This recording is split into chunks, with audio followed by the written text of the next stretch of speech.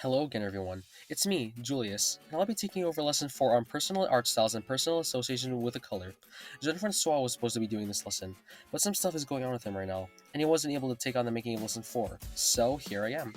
So to start, in the previous lesson, we talked about the art styles of different cultures and how they're all different, and for this lesson, we'll be carrying on from something I've said in the previous lesson.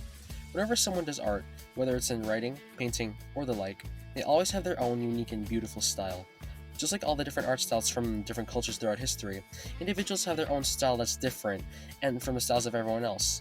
No one should feel down if the art they're making doesn't look exactly like someone else's, and no one should be afraid to twist up the art pieces of other people in their own way, as long as they have their permission and give credit to the original artist, of course. No one should feel insecure about their art and their art style, since your art shows who you are. A really good example of someone's personal art style is something Jean-Francois said back in lesson 2. He said in lesson 2 that at some point while he was drawing, he realized that he wasn't good at drawing people, so he decided to draw monsters instead. The background footage being played is of me drawing a random character that just came to mind when I began drawing, and here are a few examples of awesome art Jason has done in the past.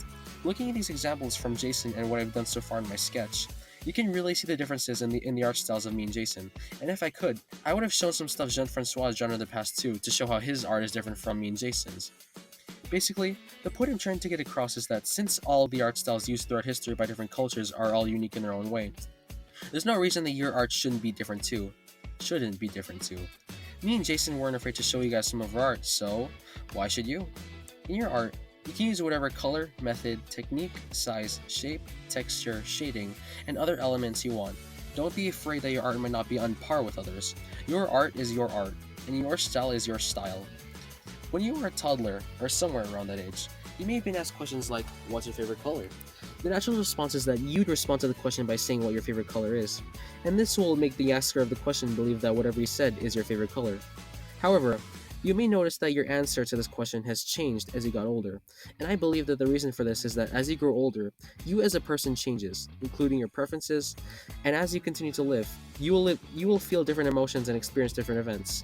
Taking this into consideration, one's connection to a certain color can have a very minor to a very deep meaning, and the meanings of these connections can change over time. For example, one can be associated with the color purple simply because they think it's a cool color, and the clothes they wear might have the color purple. But if one has been caught in something like a house fire and have had some family members die because of it, they may resent colors like red, orange, or yellow, since those colors will remind them of that horrible experience. The association one has with a color can be taken into art, and the use of color in art can have many different purposes and meanings. If one just thinks a color is cool and wants to make art with it, then they may be making their art for the sake of making something cool. But if one wants to make art with a color that reminds them of something terrible happening to them, then they may use that color to make art that is the purpose of depicting their negative feelings and experiences. One can even use a color in art to depict a certain emotion, since the colors of the visible spectrum do symbolize many emotions, but this connection with colors and emotions will be discussed in future lessons. And with that, this marks the end of Lesson 4, Personal Art Styles and Personal Association with the Color. I really hope that you guys got something out of this lesson, and I'd just like to thank you guys for taking the time to watch yet another video from our channel. And before I go, just remember, everyone's art styles, including yours, is different and beautiful in their own way. And if you have any sort of connection or feeling about a color, then you can use that color in your art. So yeah, once again, thank you guys for watching. We're sorry that Jean-Francois wasn't able to take on the making of Lesson 4, and yeah, that's pretty much all I have to say. Stay tuned for Lesson 5 on expressing joy in art. And yeah, that's all I have to say, so bye for now.